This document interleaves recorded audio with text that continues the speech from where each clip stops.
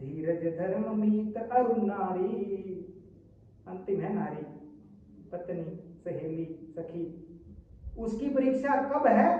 जब उसका पति बिस्तर पे आईसीयू पे पड़ा हो, जब वो बिस्तर पे ही शौच करेगा, मलमूत्र त्याग करेगा, तब उस पत्नी की परीक्षा कि वो साथ में रहती है कि नहीं।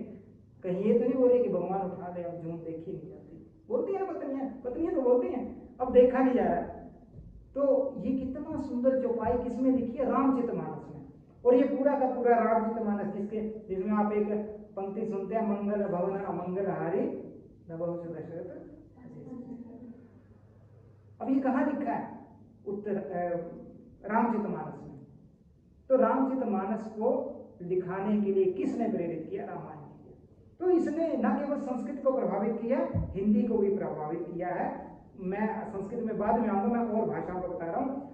कंबन ने एक रामायण लिखी जिसको कंब रामायण बोलते हैं, आपने नाम भी सुना होगा, कंब रामायण, जो तमिल में है, वो भी रामायण के आधार पर लिखी गई है। वो एक रामायण की स्टोरी है, तो रामायण के आधार पर।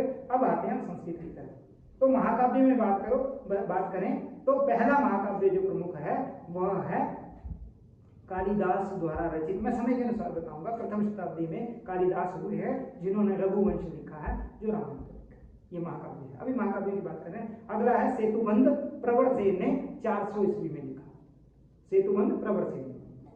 अगला है रावण भद्र, रावण का वध जिसमें बताया गया है, ये भट्टी ने लिखा है, इसको भट्टी काव्य भी कहते हैं, 644 ईस्वी में।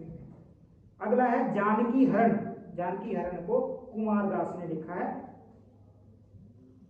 लगभग 5वीं 6वीं 7वीं शताब्दी में लिखा गया है। तो जानकी हरण, जानकी किसका नाम था? सीता का। तो जानकी का हरण, उसको आधार बनाकर एक महाकाव्य लिख दिए गए। अभिनंद ने रामचरित लिखा है, ये 9वीं शताब्दी में लिखा गया है, ये भी रामायण के आधार पर है। रामायण मंजरी काव्य, ये क्षेमेंद्र ने लिखा। क्षेमेंद्र नाम सुना होगा, औचित्य का संप्रदाय, जो जिन्होंने औचित्य संप्रदाय के जो क्षेमेंद्र, उन्होंने रामायण मंजरी काव्य लिखा है। संध्याकर नंदी ये हुए हैं एक, संध्याकर नंदी ने 1050 ईस्वी में, क्षेमेंद्र भी लगभग उसी समय के हैं, तो संध्याकर नंदी ने रामपाल चरित काव्य लिखा है, वो भी राम का आश्रित है। रघुनाथ चरित काव्यम, ये बामन भट्ट बाण जो थे 1420 में, उन्होंने लिखा। तो इतने प्रमुख, मैं प्रमुख बता रहा हूं, और तो अनंत है। अब आगे चलिए, नाटक या चंपू की बात करें तो भास ने एक नाटक लिखा, प्रतिमा नाटक, 400 ईसा पूर्व में। अब देखो 400 बीसी में रामायण को आधार बनाकर एक नाटक लिख दिया गया था, तो हम कैसे मान सकते हैं कि 500 बीसी होगा? और पुराना भी हो सकता है, इसलिए मैं कह रहा हूं, मैं मानता हूं कि बहुत पुराना है। तो 400 ईसा पूर्व में भास ने प्रतिमा नाटक लिख दिया, जिसमें प्रतिमाओं का वर्णन है, राम के वंश की जो प्रतिमाएं हैं, जहां से पता है, प्रतिमा को देख के लगता है कि मेरे पिताजी का तो देहांत हो गया। उसकी स्टोरी थोड़ी बदल दी गई है, राम को पता नहीं होता कि मूल कथा में तो क्या है कि भरत बताते हैं, लेकिन वहां क्या है कि प्रतिमा ऐसे क्या, हम अपने जो पितर होते हैं उनकी प्रतिमाएं लगी होती हैं, तो सबके दर्शन करते जाते हैं। राम जी बोलते हैं हमारे पिताजी की प्रतिमा क्यों लगी है? फिर उनको अनुभव हो जाता है कि यहाँ प्रतिमा लगी है, इसका अर्थात पिताजी जो है वो स्वर्ग चले गए हैं। तो प्रतिमा नाटक उन्हीं ने लिखा, भास ने ही लिखा अभिषेक नाटक, ठीक है, जहां राम का अभिषेक होता है। दिंगनाग एक कवि हुए हैं 200 ईसा पूर्व में, उन्होंने कुंदमाला लिखी है, एक ग्रंथ कुंदमाला, कुंदमाला भी रामायण पर आश्रित है। शक्तिभद्र ने आश्चर्य चूड़ामणि एक नाटक लिखा है, क्या है? किसने लिखी? शक्तिभद्र। देखो बच्चों, याद तो करना, संस्कृत के क्षेत्र में है ना, तो कम से कम 500 कृतियों के कवि और नाम और समय, 3 चीजें पता होनी, इसलिए मैं तीनों बता रहा हूँ आपको। अगर आपको कमीशन में टॉप करना है, अगर 2000 की नौकरी लेनी है, तब तो 510 याद करो और पढ़ाओ बच्चों को, लेकिन 2000 की नौकरी के लिए तो नहीं बने हम, प्राइवेट स्कूल में नौकरी के लिए नहीं बने हैं। हमें तो एक बड़ा लक्ष्य रखना है, कम से कम कमीशन तो रखो कि आप टीजीटी प्राध्यापक बने, टीजीटी अध्यापक बने या प्राध्यापक बने, पीजीटी बने, या कॉलेज का रोल नंबर सोचो, प्रोफेसर बनो। तो उसके लिए आपको एक एक चीज, तो शक्तिभद्र ने आश्चर्य चूड़ामणि नाटक लिखा। मैं वो नाटक बता रहा हूँ जिन पर रामायण का प्रभाव था। भवभूति ने क्या लिखा है? क्या लिखा है? शाबाश, उत्तर रामचरितम।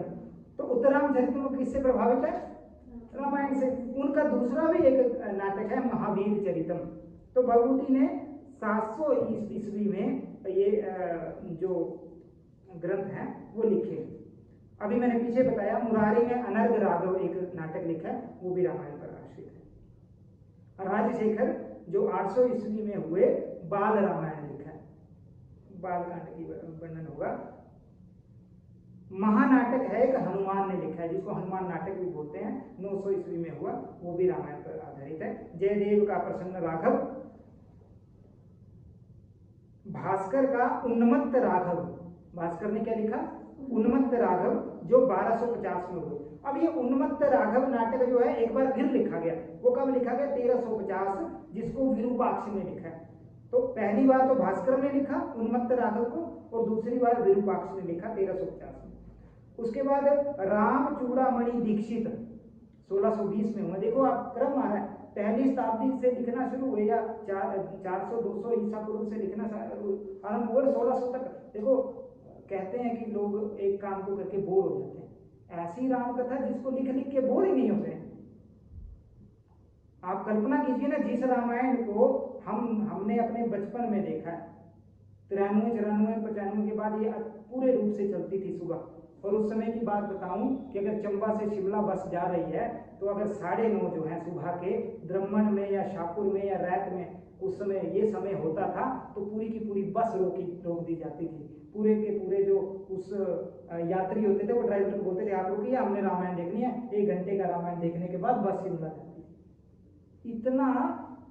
इतना चाम तो किसी भी चीज के लिए नहीं है, वर्ल्ड कप के मैच के लिए भी नहीं है। वर्ल्ड कप का मैच होता है तो ट्रेन भी चलती है और बस भी चलती है, गाड़ी भी चलती है। लेकिन वो समय देखो लॉकडाउन लग जाता था, जिसको लॉकडाउन आपने 2020 में सुना, वो लॉकडाउन लग जाता था। मेरे पड़ोस में एक मृत्यु हुई, तो आप जानते हैं कि उस समय जो है वो ये मनोरंजन के साधनों का प्रयोग नहीं होता है, लेकिन रामायण देखी जाती थी। रामायण की कथा वो जो 10 दिन के दिन बार होते थे, तब कोई भी आया है अफसोस करने के लिए, उसको रोका जाता था, आप भी देखिए रामायण। इतना लगाव इस राम कथा से है, तो इस राम कथा को तो जितना बताएं तो इसलिए कभी भी बोरियत नहीं आई। 1650 में महादेव ने अद्भुत दर्पण ग्रंथ लिखा, और भोजराज जो छूट गया है, रामायण चंपू भोजराज ने 1000 ईस्वी में रामायण चंपू जिसका वर्णन किया भी है, और वेंकटाध्वरी ने उत्तर चंपू ग्रंथ जो है वो 1650 में लिखा। तो एक पूरी परंपरा है, मैंने इसको सार रूप में कहा है। तो ऐसा अब हम अंत में इसकी कथा को समझते हैं। लास्ट बट नॉट लीस्ट, हम थोड़ा संकोच से भी पढ़ेंगे और विस्तार से भी पढ़ेंगे। पहला कांड है बालकांड। इसमें 77 सर्ग हैं। मूल कथा जो है वो 5वें सर्ग से आरंभ होती है। और इसके विषय में एक और बात आती है कि जिसके जो प्रारंभिक 4 जो सर्ग हैं उसमें केवल भूमिका है, जिसको पूर्व पीठिका भी कहते हैं, और जिसमें नारद जो हैं वो राम कथा सुनाते हैं। ये जो क्रोंच वध की बात सुनाई मैंने आपको, क्रोंच वध जो है ये वर्णन भी पहले 4 सर्गों में तो भूमिका रूप में आया है। तो 5वें सर्ग से कथा प्रारंभ होती है। दशरथ, अब सुनते जाना क्या क्या, मैं सिर्फ पॉइंट बताऊंगा। दशरथ जो है वो अश्वमेध यज्ञ करते हैं। उसके बाद क्या होता है, पायस की प्राप्ति होती है, खीर की प्राप्ति होती है, और उस खीर को 4 रानियां खाती हैं। कौन कौन रानी खाती है? हाँ, तीनों रानियां, 4 रानियां ने 3 रानियां खाती हैं, जिससे 4 तो राजकुमार पैदा होते हैं, है ना। वो 4 मेरे दिमाग में बैठा था। तो 3 रानियां जो हैं वो उस पयस का पान करती हैं, और उसके बाद उनको संतान प्राप्ति होती है। आज देखो संतान प्राप्ति के कितने हॉस्पिटल खुले हैं। देखो उस समय भी कोई ना कोई जो है वो एक तरह की पद्धति रही होगी जिसके कारण उनको संतान प्राप्ति होती है। और 4 कुमार कौन से होते हैं? राम, लक्ष्मण, भरत, शत्रुघ्न, है ना। तो अब